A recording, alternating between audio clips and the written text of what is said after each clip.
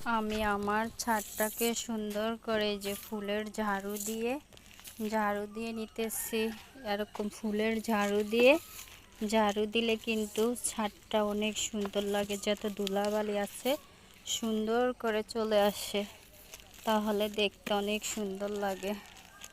ছাদ সব সময় পরিষ্কার পরিচ্ছন্নতা রাখবেন, তাহলে দেখতে অনেক ভালো লাগবে। আর ছাদ যদি নোংরা অবস্থা থাকে তাহলে আপনার বাগানে অনেক পোকামাকড় হতে পারে। সেজন্য সব সময় ছাদ সুন্দর করে ঝাড়ু দিয়ে পরিষ্কার করে রাখবেন।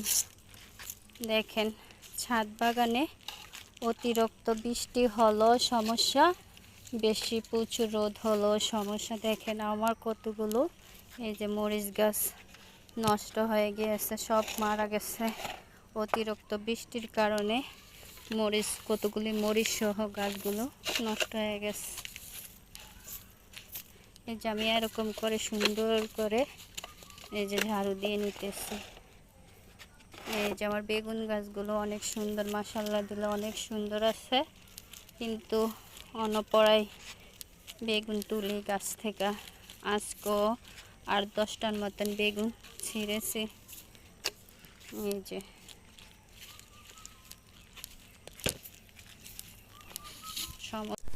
আমি আমার ছাদ বাগানকে যথেষ্ট যত্ন রাখতে চাই। আমি কিছুদিন পর পরই আমার ছাদ বাগান এরকম সুন্দর করে আমি ঝাড়ু দিয়ে রাখি। ছাদ যদি সুন্দর পরিষ্কার পরিচ্ছন্নতা না রাখে তাহলে ছাদ দেখতেও সুন্দর লাগবে না।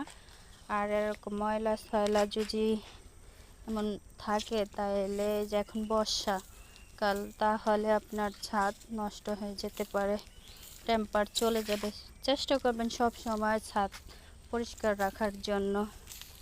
আর এই যে যত ধরনের যে গাছের পাতা পচে, তাইলে এখান থেকে যে ফাঙ্গিসাইড হতে পারে বা পোকামাকড়ের আক্রমণ হতে পারে। সব সময় চেষ্টা করি আমার ছাদটাকে পরিষ্কার পরিচ্ছন্নতা রাখার। দেখেন কি পরিমাণে এই যে ময়লা হয়েছে। এই যে এমন ফুলের ঝাড়ু দিলে একদম সুন্দর করে যে এত ময়লা আসছে, বালি আছে, সব সুন্দর করে যে চলে আসে, তাহলে ছাদটা দেখতেও অনেক সুন্দর লাগে। দেখেন অনেকগুলি ময়লা। এই যে আমার ছাদের ফাইনাল লুক দেখেন কত সুন্দর হয়েছে, একটা কোনো ময়লা নাই। এই যে দেখেন।